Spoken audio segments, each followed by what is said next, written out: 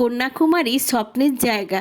ভারতের শেষ প্রান্তে কন্যাকুমারী গিয়ে সবার আগে বিবেকানন্দ রক মেমোরিয়ালে যাওয়ার জন্য মনটা ছটফট করছিল।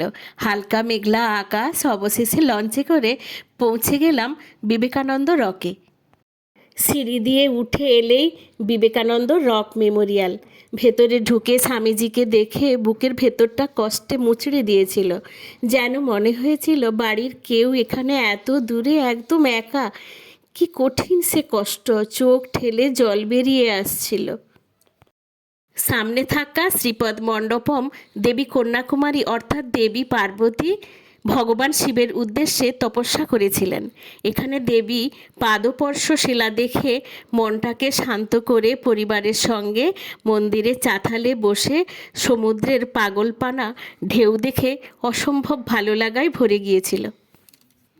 একটু দূরে থাকা তামিল কবি তিরুভাল্লুভারের মূর্তিটি দাঁড়িয়ে আছে। দেখে মনে হচ্ছিল এখানকার কেউ তো আমাদের স্বামীজির পাশে আছে। দেখে খুব ভালো লাগছিল। ফেরার সময় আমার এত কান্না পাচ্ছিল, হরহর করে চোখ গড়িয়ে জল পড়ছিল। বাড়ির কাউকে আমি এত দূরে ছেড়ে চলে যাচ্ছি, হয়তো তাই